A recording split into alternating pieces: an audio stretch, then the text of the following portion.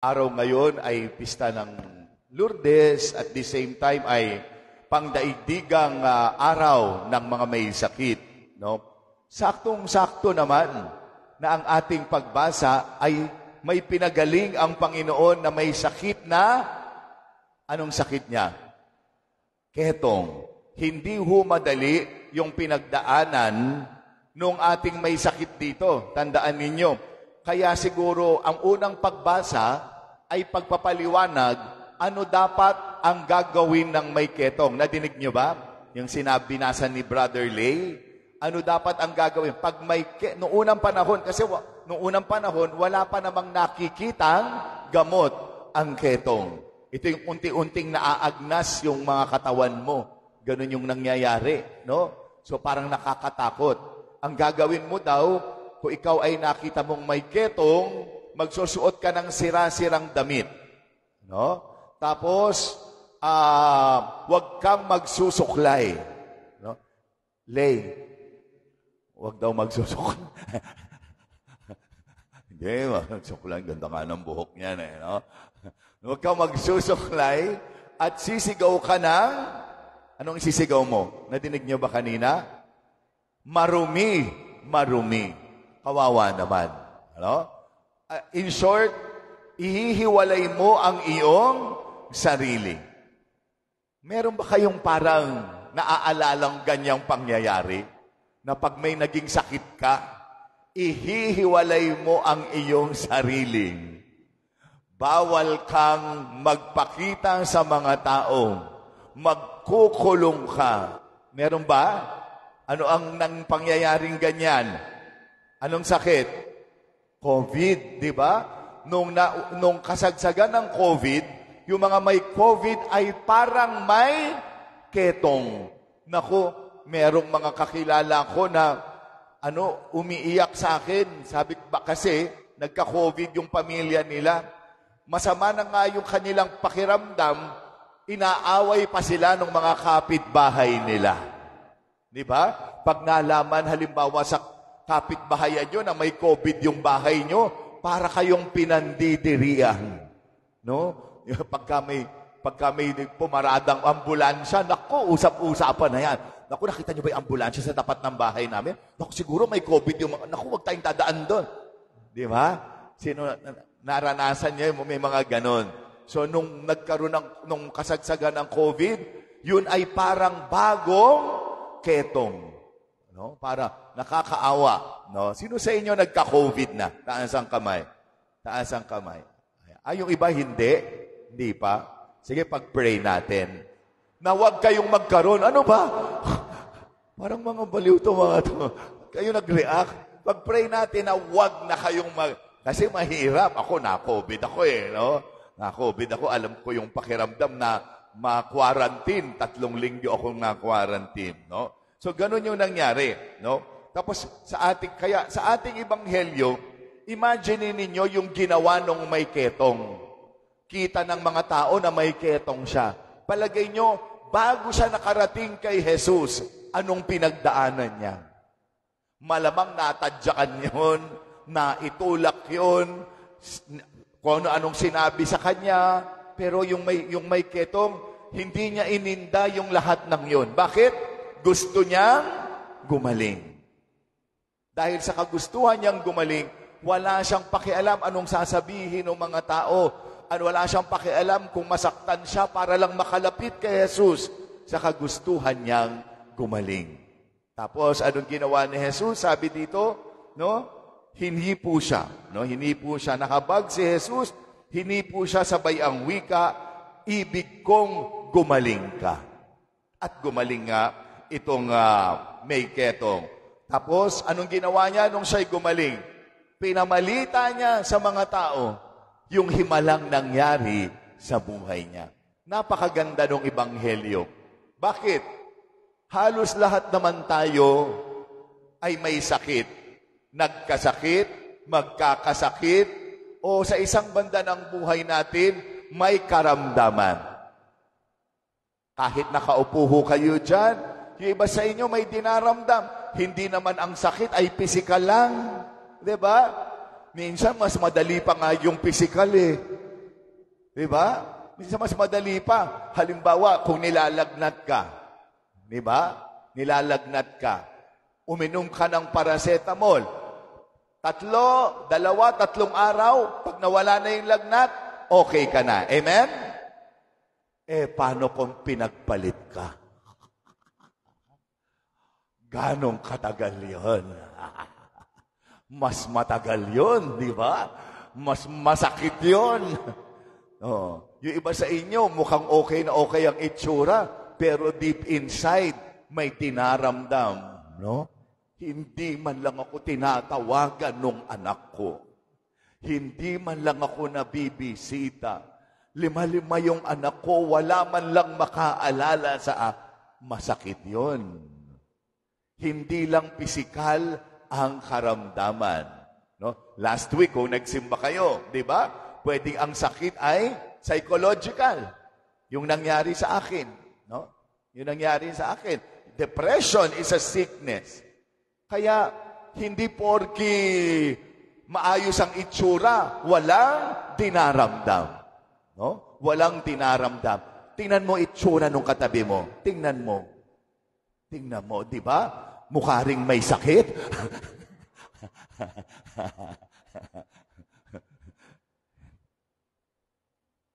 Lay, pwede ko ba ikwento yung nangyari sa nangyari sa atin sa Eastwood? Okay lang. Wag. Okay lang. Okay lang ba? Alam mo, yung nangyari sa Eastwood, nagpunta tayo ng isang, yung may namamalimos, ayaw, sige na, sige na, ikaw naman, sige na. Ito naman, napaka-KJ. Sige na, mga love ka naman yung mga yan, biruan lang naman yun, ha? Okay lang. Sige na, ha? Okay na, ha? Love, sabihin nyo, Lay, sige na. 1, 2, 3. Okay. Biruan lang naman yun, sige na, ha? Sige, okay na, ha? Thank you, Lay. Palakpakan naman natin. Kasi isang araw, magbe-bless ako ng isang tindahan sa Eastwood. Pagdating namin dun sa bago kumaliwa, no, meron napa-stamp kami. No? Tapos, merong isang mama na siguro mga hanggang dito ko. No? Tapos, medyo maskulado. May katawan. Tapos, may hawak-hawak na karatola. Sabi do, humihingi ng konting tulong pangkain. Humihingi ng konting tulong pangkain. Sabi ko, ano pa naman yan? Ang laki-laki ng katawan, ayaw trabaho. Sabi ko, Lay, lumabas ka, kunin mo sa kanya yung karatola, maraming magbibigay sa'yo. Sabi ko sa kanya, tumambay ka dyan mga kalahating araw, ang dami mong pera. Kasi kung ikaw ang humawak nun, maniniwala kami na wala ka nang makain. Pero kung siya, hindi talaga ako magbibigay. Hindi. Pero healthy ang sila eh. Kala nyo, yung katawan niyan, sana all. Alam nyo ba, kahit ganyan ang katawan niyan, ang lakas kumain yan. Nakakainggit talaga. Sabi ko, ba't ganun, Lay? Unfair. Ikaw ang lakas-lakas mong kumain, hindi ka tumataba.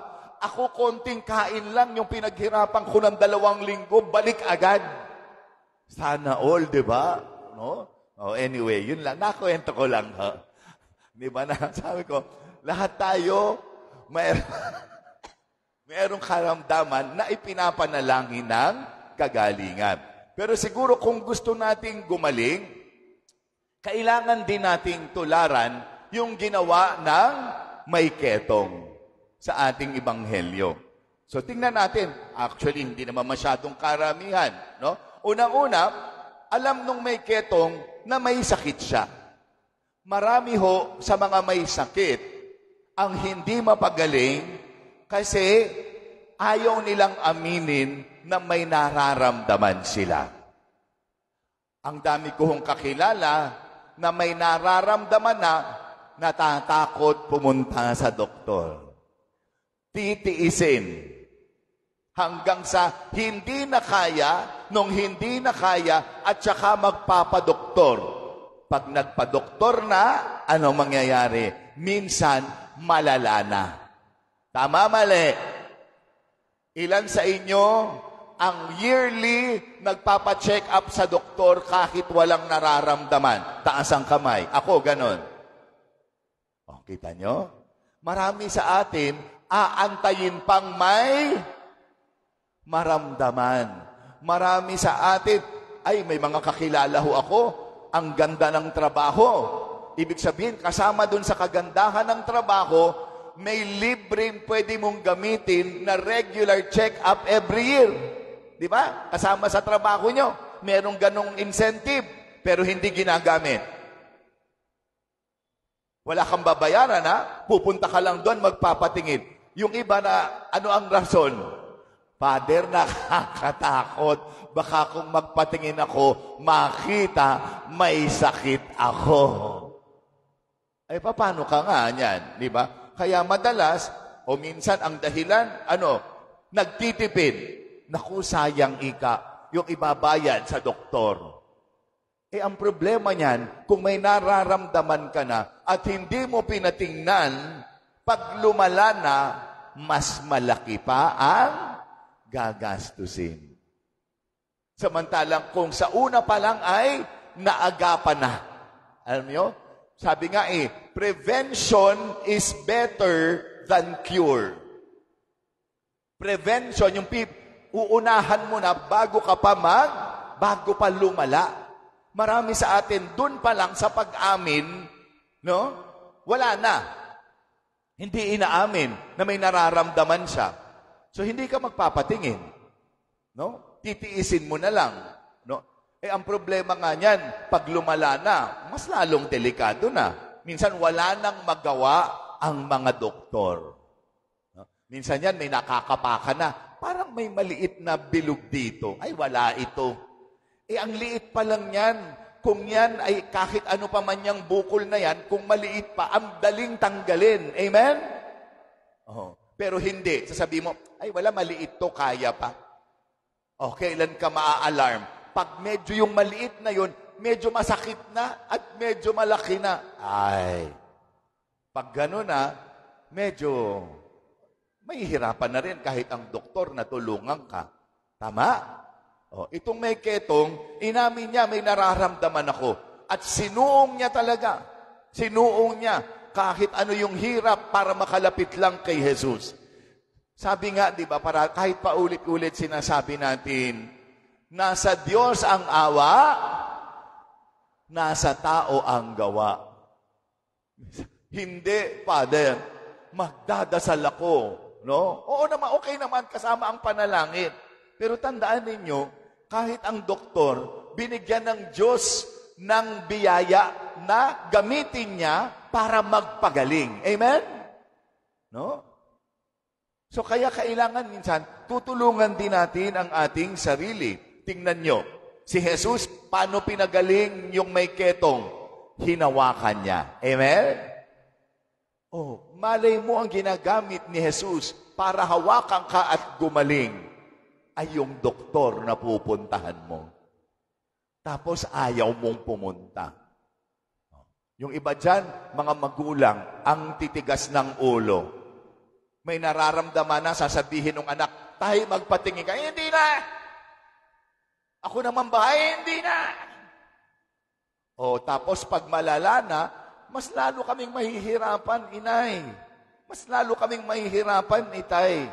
Pag malala na yung sakit mo. Ngayon maganda, kasi malakas ka pa rin, malalabanan mo pa.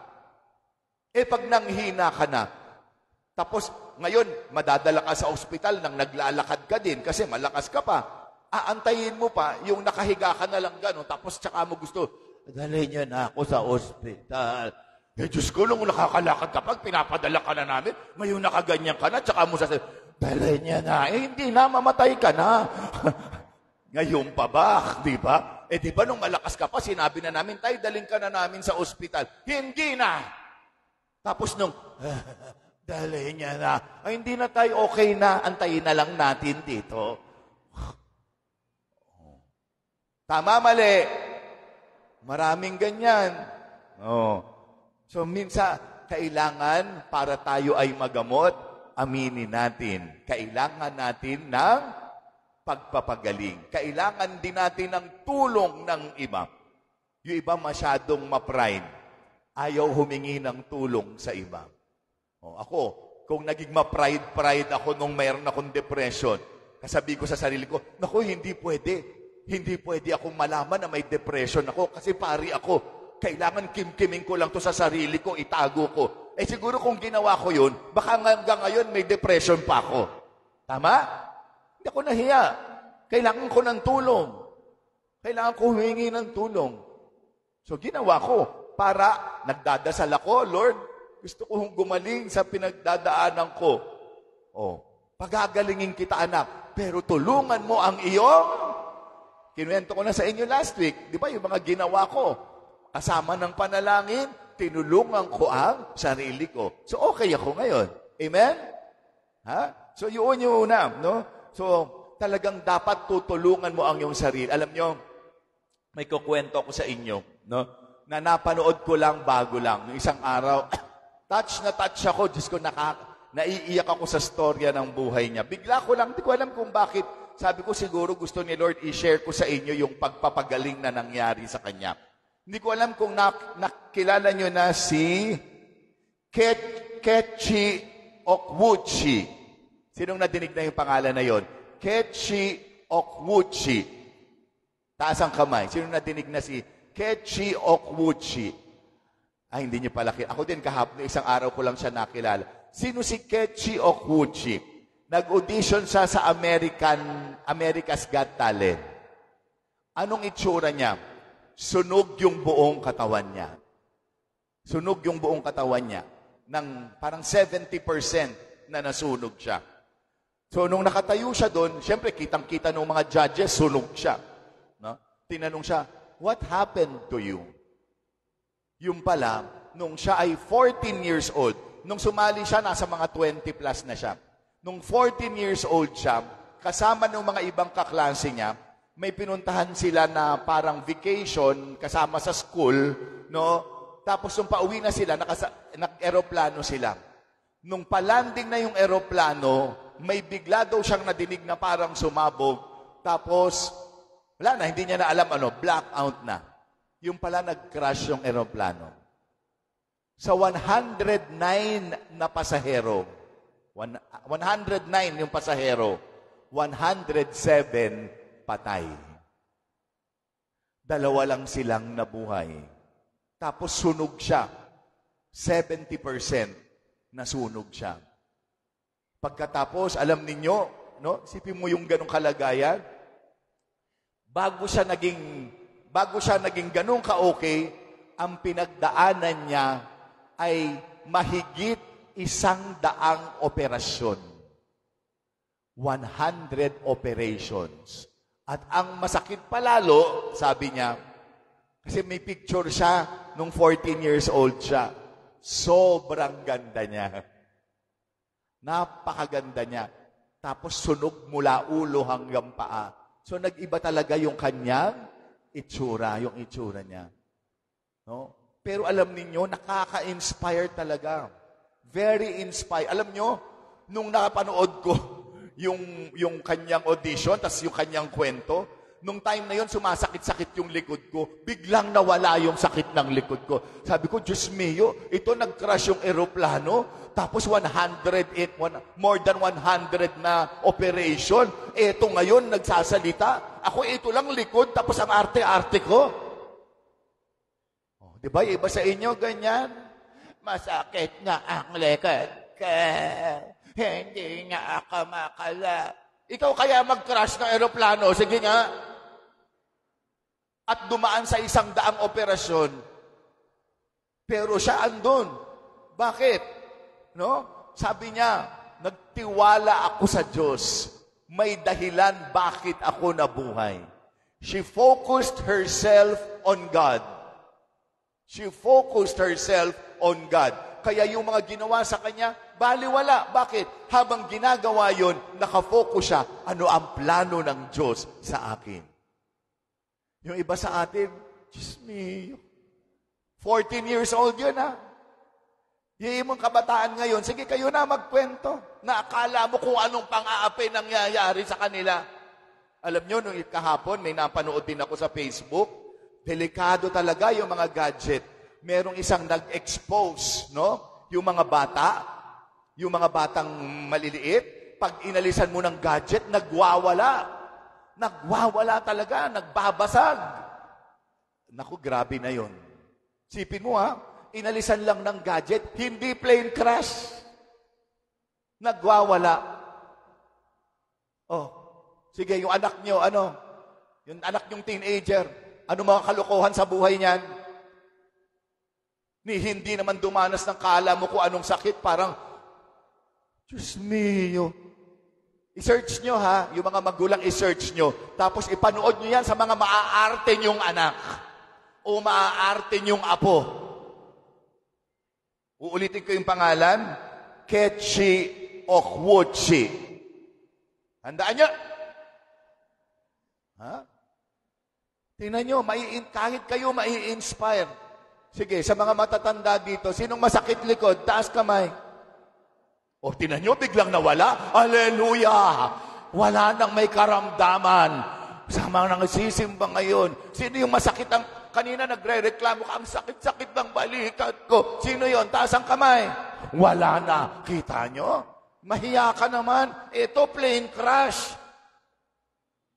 Biglang nagsilakas kayo ngayon,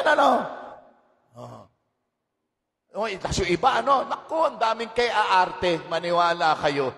Kitang-kita mo ang lalakas. Naku, kung magalit doon sa sa opisina, bakit hindi gumagana ang elevator? Diyos mio, ang arte.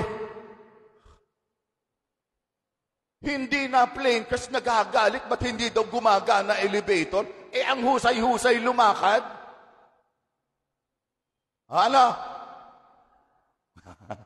Hindi ako galit pinapaliwanag. Kasi minsan, akala mo kawawa, hindi ako nakagamit ng elevator. Kawawa ka na nun? Sige, ma-plane crash ka. Ito, plane crash, 100 surgeries, walang reklamo sa buhay. Ikaw nagagalit, hindi ka lang nakagamit ng elevator?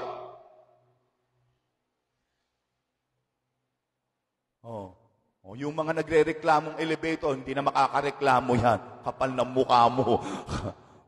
Para yan lang. Kana mo kung ano nang nangyari sa'yo. Anong pangalan? Tingnan nyo, nalimutan nyo na. Yun ang sakit ko, Father Senior na ako Kechi Okwuchi. Search ninyo. Tapos ano nangyari dun sa ating ebanghelyo? Kung natatandaan ninyo, last week, nung pinagaling yung mother-in-law ni Simon Pedro, nung gumaling siya, anong ginawa niya? Naglingkod agad siya. Amen? Yung may ketong, anong nangyari? Nung pinagaling siya, ano rin ginawa niya? Pinamalita niya yung mabuting balita na nangyari sa buhay niya. I really feel that sometimes God allows things to happen in our life. Hinahayaan ng Diyos na hindi siya yung nagbigay, but He allows it, hinahayaan niya. Bakit? Para balang araw, gagamitin ka niya para ikaw naman ang magpagaling sa iba. Amen? Halimbawa, yung nangyari nga sa akin, hindi ko maintindihan noon, bakit hinayaan ng Diyos kapari-pari, hinayaan niyang magkaroon ng depression. Gusto ko ba bang maulit sa akin yon? Ayoko na. Naku, ayoko na. Pero, thank you, Lord. Hinayaan mong danasin ko yon. Bakit?